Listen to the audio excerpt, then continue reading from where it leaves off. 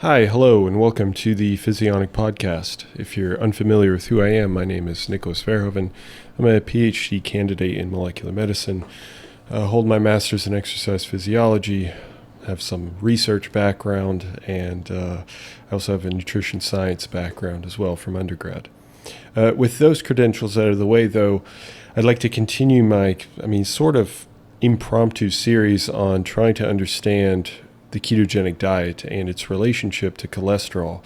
In two other podcasts that I released, I discussed two other studies, one of which showed a benefit of the ketogenic diet in lowering cholesterol, and the other study finding the exact opposite, finding that there was an increase in cholesterol from consuming a ketogenic diet.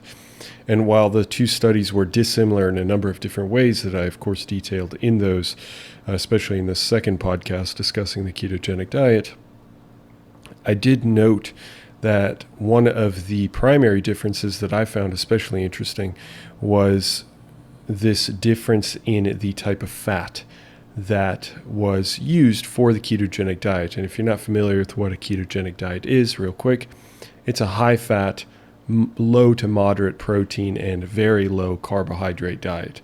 So you're consuming usually most of your calories, or not usually, always, most of your calories or most of your nutrition comes from your dietary fat intake.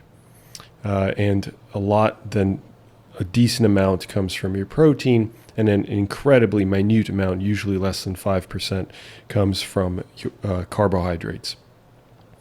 So in one of the studies, they used unsaturated fats as the predominant fat to make up that total fat consumption, and the other study used predominantly saturated fats.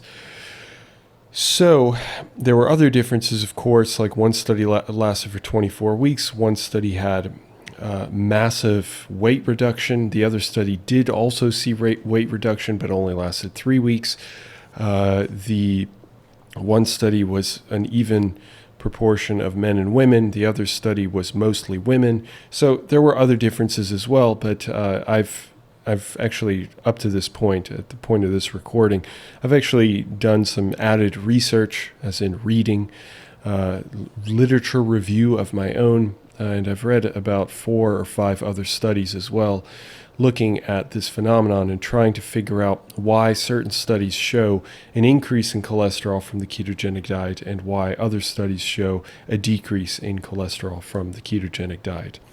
And this particular study that I'm going to be presenting in this podcast is wildly interesting because it actually tries to answer that specific question.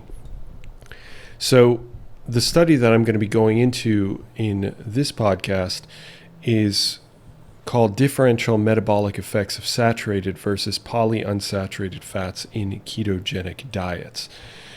And it's a telling study. It's actually going to be a great bridge to some of the other studies that I'm going to be covering on the topic. And eventually, I hope that I can, once I've kind of created a framework by which we can understand the ketogenic diet and its relationship to cholesterol, I've actually found some other differences with the ketogenic diet, the type of ketogenic diet, and its effect on other areas like insulin sensitivity, which we'll actually also be covering in this podcast, but also on things like triglycerides, so blood fats. So the aim so far has been to look at the ketogenic diet and different iterations on different samples, so meaning women, men, middle-aged, older, younger, fit, normal weight, overweight, things like that. And then just focusing on cholesterol. However, eventually, once I've got this framework down and we've discussed a series of different studies, found the trends, kind of dissected out what are the differences, what are the key factors for why certain results are the way that they are, then I'll be able to move on to some of these other outcomes, like insulin sensitivity, like triglycerides, like blood sugar levels, things like that. So without further ado, though, let me go ahead and jump into this particular study, which, again, I think will be pretty telling and really start to move us down this road of distinguishing between different types of ketogenic diets and why people aside from their biases of like all ketogenic diets are beneficial to the body. It turns out that it's probably not the case. One of them is actually quite detrimental to at least cholesterol health, and the other one is probably pretty helpful, pretty beneficial to cholesterol health. So let's go ahead and figure that out. So as I mentioned, previous ketogenic diets that I've covered, and of course other studies as well, have shown effectiveness of reducing blood sugar levels. And that's not a huge shock. If you're going to consume high fat and consume very low carbohydrates, of course that's going to have an effect on your blood sugar levels. It also seems to reduce body weight and seems to have other benefits as well. This is nothing new. This is something that's consistent across the other podcasts that are also related. However, as I mentioned, some studies have shown an increase in cholesterol and other have shown a decrease in cholesterol, and that's what we're going to try and tease out in this podcast as well as a few future podcasts. So this study, which was really unique, is that this study tries to distinguish if the type of nutrient fat, and just to be clear here, you have fat cells and then you have fat molecules or nutrient fat. So the fat that you consume are not fat cells, those are the nutrient fat, those are the molecule of fat. So this study wants to distinguish if the type of nutrient fat is the cause for this difference in the effect on cholesterol. And this study also looks at insulin sensitivity, so we're going to touch on that as well. So briefly a bit on the study design. The study design was 20 men and women, equal proportion. So they had 10 men and they had 5 men and 5 women in each group. But in total, they had 20 men and women, so 10 women and 10 men, were recruited for the study, and they were healthy and normal weight. The researchers then took baseline blood markers or blood measurements for these blood markers of blood sugar, insulin, cholesterol for this particular study. And then all the participants were placed on a ketogenic-like diet. Allow me to enunciate this. Ketogenic-like diet. I can say that most likely these people were not in high degrees of ketosis. And the reason why is because their carbohydrate consumption was not 5%, it was actually 15%, which is certainly still low, but it's not as low as most keto enthusiasts like to have it. However, their fat was 70% of their diet. So, and then of course the rest, what would that be? And the added 15%, the remaining 15% was from protein. So not quite ketogenic, but very similar, very definitely low carb, high fat. And they stuck to this diet for just 5 days. And if you're thinking to yourself, well, immediately that's a limitation, every study has limitations. Every single one. You can have a study that lasts for a year and then people will complain, oh, well, you only did measures every 3 months. You should have done measures every 1 month. You should, oh, well, if you did it every month, you should have done it every 2 weeks and then you would have seen differences. Everybody has complaints. The point is you take the information, you put it in context, and then you try to figure out what you can branch off of to other studies that you've also investigated. However, just because it's 5 days in this scenario, that does not mean we're not going to get some interesting results. I can promise you that. We are going to get some interesting results. So half the participants were put on a saturated fat heavy diet. So both groups are on a ketogenic diet. So 70% fat of total fat. But what is that fat made up of? Is it saturated fat or is it unsaturated fat and polyunsaturated in this situation? But the researchers also end up mentioning that most likely with monounsaturated, you likely wouldn't see any differences in the results. But just so you know, it's polyunsaturated fats that they consume. So one group consumed heavy saturated fat, which made up 60% of their diet. Large amount, very focused on saturated fat. And the other one was 60% polyunsaturated fat.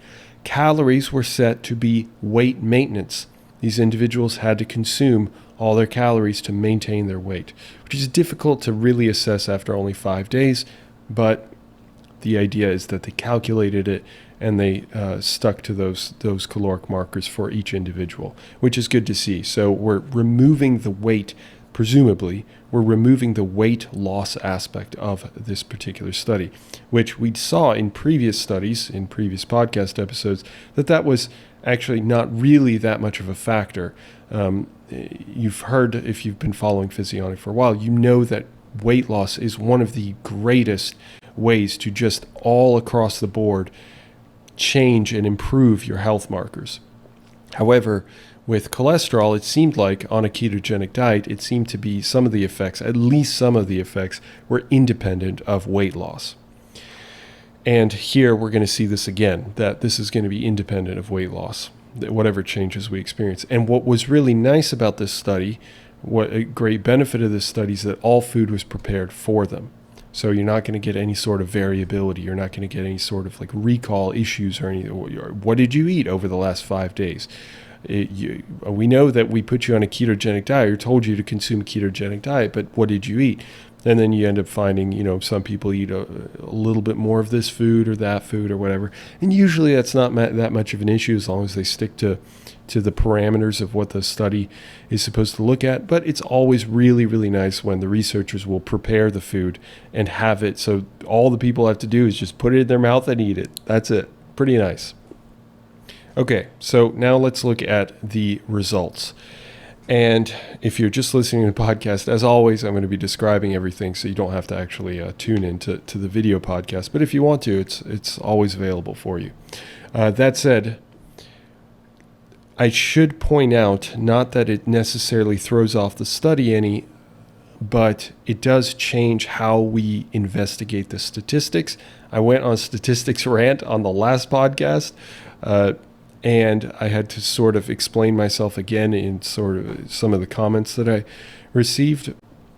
But it is again important in this scenario because at baseline, so before each group was put on their ketogenic diet, unsaturated focused or saturated focused, the saturated fat group, again, before they were exposed to saturated fat, had higher total cholesterol at the beginning of the study. So that could throw things off because what that means then, you can't look at the absolute endpoint. What do I mean by that? Well, if you have, let's say, elevated total cholesterol, let's throw out some numbers here. Let's say the total cholesterol of one group, of group 1, saturated fat group, was 160, and the unsaturated fat group had a cholesterol of 140. And then they go, and that's different, right? It's statistically significantly different, let's say that, because technically it was. Then when they get on their respective diets, let's say they go through the study, and then they find that let's say both values don't change. Saturated fat still is at 160 and the unsaturated fat group is still at 140. The problem with that is that if the statistics are just comparing the absolute numbers and not comparing the actual change itself, then that can lead to incorrect conclusions because you haven't looked at the baseline value. So you don't know if there's a change. All you see is the endpoint. And if the endpoint still shows that the saturated fat group had higher cholesterol than the unsaturated fat group, you might come to that conclusion of, oh, saturated fat is therefore unhealthy for cholesterol or raises cholesterol above unsaturated fat. Or alternatively, the unsaturated fat keeps cholesterol low. However, that would be an incorrect conclusion because you're not looking at the actual change. The change is zero, so both diets would have no effect. That's what the correct conclusion would be. So it's important to point out any sort of baseline differences between the two groups. And in this scenario, in this study, there were baseline differences between the two groups. So the saturated fat group, before they consumed saturated fat, so it had nothing to do with saturated fat, had higher total cholesterol. So just to keep that in mind, because then the way that the research is then reported, the results are reported, is by the amount of change, not by the absolute values. So that's important because if the statistics again had been focused on the absolute the absolute values at the end of the study, then we might get incorrect conclusions. I'm just putting that out there because it's important, and it's for just academic accuracy and honesty, and it's something that I'd like to bring your attention towards. Okay, so now let's discuss the actual results. Again, this should be perfectly fine because they're looking at the differences. Okay, so I've got the graphs up on the screen if you're watching the podcast, and I've dimmed out all the other data because I want you to focus on the one piece of data that we're interested in at this point, which is total cholesterol. And what we find is that the saturated fat group, which is the white bars, and the shaded in bars are polyunsaturated fats, the saturated fat group experiences an increase in cholesterol. However, with the same amount of unsaturated fat and with a nearly identical diet, there is no increase in total cholesterol with the consumption of unsaturated fat. Something to keep in mind. Now, if we dig a little deeper, now we dig into LDL cholesterol, so low density lipoprotein particle cholesterol. And here we see the exact same result. So the saturated fat group sees an increase in LDL cholesterol, which is quote unquote bad cholesterol, and the unsaturated fat group sees no change in cholesterol. So here we've got at least an answer to the cholesterol question. Now, I'd like to also point out blood sugar, and this is kind of focused in on this insulin sensitivity because I'd like to add this to this podcast as well. So if you end up looking at the blood sugar levels actually decreased for the unsaturated fat condition, but did not decrease for the saturated fat condition. Now, could one argue that maybe if the study had been longer, that you might see an effect of the saturated fat condition? Yes, you could certainly argue that. However, we can at least say that within 5 days, the unsaturated fat condition leads to a betterment in blood sugar so it's more rapid in terms of its ability to lead to improvements in blood sugar levels. Okay, so that's that data. However, that doesn't actually tell us about insulin sensitivity necessarily. So I didn't create a graphic for this, but the insulin levels were no different between both conditions. So insulin levels did not change for saturated or unsaturated fat. However, then presumably you should be thinking that per molecule of insulin, if the amount of molecules of insulin in the bloodstream does not change, but blood sugar decreases, this should clue you in that maybe there is a betterment, an increase in insulin sensitivity in the unsaturated fat condition. They tested that. So, what did they find? And sure enough, they found that in the unsaturated fat condition, there was a increase in insulin sensitivity, so lowering insulin resistance. Those are both the same thing. I'm saying the same thing there. However, the saturated fat condition did not see a change in insulin sensitivity.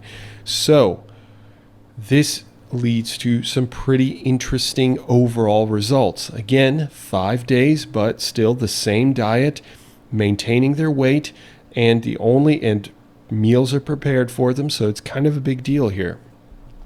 So what does this tell us?